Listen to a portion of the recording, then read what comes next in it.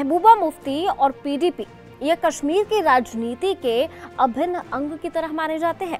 महबूबा मुफ्ती न सिर्फ जम्मू और कश्मीर की पूर्व मुख्यमंत्री रही हैं, बल्कि वहां की राजनीति में उनका खासा प्रभाव भी माना जाता है। लेकिन बीते 10 सालों से घाटी में विधानसभा चुनाव नहीं हुए हैं।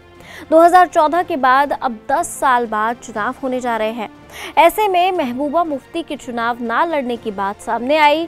फिर सवाल आया, महबूबा नहीं तो कौन? इस सवाल का जवाब साफ हो गया है। व्यक्तित्व के इस खास एपिसोड में बात उसी व्यक्ति की होगी जिसे महबूबा मुफ्ती के उत्तराधिकारी के रूप में देखा जा रहा है। बात होगी महबूबा मुफ्ती की बेटी और बिजबेहड़ा से पीडीपी की प्रत्याशी इल्तिजा मुफ्ती उर्फ इल्तिजा इकबाल की।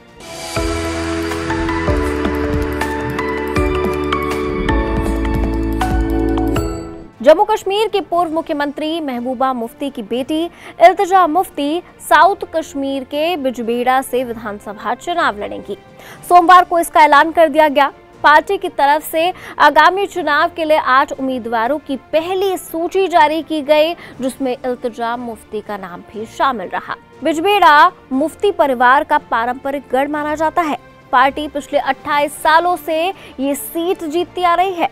इल्तिजा मुफ्ती यहां पार्टी के वरिष्ठ नेता अब्दुल रहमान वीरी की जगह चुनाव लड़ेंगी। अब्दुल रहमान ने 1999 से 2018 तक बिजबेहड़ा निर्वाचन क्षेत्र का प्रतिनिधित्व किया था। तो ये तो खबरों की बात हुई, लेकिन जैसा कि हम व्यक्तित्व में बात करते हैं, चलिए आपको इल्तिजा मुफ्ती के बारे में थोड़ी और बातें बता देते हैं। बात करें इल्तिजा मुफ्ती की तो वो दिल्ली विश्वविद्यालय से राजनीति विज्ञान में स्नातक और यूनाइटेड किंगडम के वारविक विश्वविद्यालय से इंटरनेशनल रिलेशन में मास्टर्स की डिग्री हासिल कर चुकी हैं। इल्तिजा पहली बार तब सुर्खियों में आई जब उन्हें अनुच्छेद 370 के निरस्त होने के बाद महबूबा मुफ्ती की हिरासत के दौरान मीडिया सलाहकार नियुक्त किया गया था। अगस्त 2019 में जब पूरे कश्मीर में संचार साधनों पर रोक लगी हुई थी, तब इल्तिजा ने केंद्रीय गृह मंत्री अमित शाह को एक पत्र लिखकर पूछा था कि उन्हें अपने श्रीनगर स्थित आवास में क्यों नजरबंद रखा गया है। इल्तिजा को घाटी से बाहर जाने की अनुमति दी गई, जहां उन्होंने अपनी मां से मिलने की अनुमति के लिए सुप्रीम कोर्ट का दरवाजा खटखटाया। खैर, ये परमिशन उन्हें बाद में दी गई। महबूबा मुफ्ती की रिहाई के बाद इल्तिजा को उनकी मीडिया बातचीत और बैठकों में उनके साथ देखा गया। जून 2022 में इल्तिजा ने सोशल मीडिया प्लेटफॉर्म एक्स पर आपकी बात इल्तिजा के साथ इस नाम के साथ एक पाक्षिक वीडियो संवाद सीरीज शुरू की, जिसमें वो जम्मू कश्मीर के लोगों को प्रभावित करने वाले मुद्दों और निर्णयों पर बातें किया करती थी।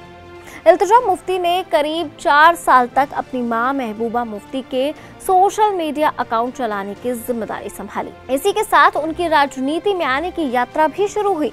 महबूबा मुफ्ती को हिरासत में लिए जाने के बाद इल्तिजा राजनीति गतिविधियों में सक्रिय दिखी। वो मीडिया डिबेट का हिस्सा बनकर घाटी में एक मुख्य धारा की नेता के तौर पर आवाज बनकर उभरी। वो लगातार जम्मू कश्मीर की राजनीति पर अपनी बात रखती रही। विधानसभा चुनाव के ऐलान के बाद भी उन्होंने प्रतिक्रिया दी थी और कहा था कि ये चुनाव 10 साल पहले हो जाने चाहिए थे।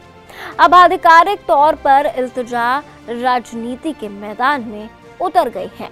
ये इल्तिजा के लिए परीक्षा की घड़ी भी होगी। हाल ही में हुए लोकसभा चुनाव में विपक्ष ज्यादा कुछ नहीं कर पाया था। ऐसे में पीडीपी की कमान भले ही अभी भी महबूबा मुफ्ती के हाथ में हो, लेकिन इल्तिजा पर सभी की नजर होगी। जाहिर है, चुनाव से दूरी बनाने की बात के बीच सब इल्तिजा को ही महबूबा के उत्तराधिकारी के रूप में देख रहे हैं। बता दें कि जम्मू कश्मीर में 3 चरणों में विधानसभा चुनाव होने हैं। पहले चरण का मतदान 18 सितंबर, दूसरे चरण 25 सितंबर और तीसरा चरण 1 अक्टूबर को होगा। वोटों की गिनती 4 अक्टूबर को होगी। अब ऐसे में देखना दिलचस्प रहेगा कि क्या वाकई इल्तिजा मुफ्ती इस इलेक्शन में कुछ चमत्कार कर पाएंगी पीडीपी के लिए। खैर, ये तो चुनावों के नतीजे आने के बाद पता चलेगा, लेकिन इल्तिजा मुफ्ती को आप क्या पीडीपी की उत्तराधिकारी या कह लीजिए कि महबूबा मुफ्ती की उत्तराधिकारी के रूप में देखते हैं? कमेंट सेक्शन में आपकी राय जरूर शेयर कीजिएगा। देखते रहिए एबीपी लाइव।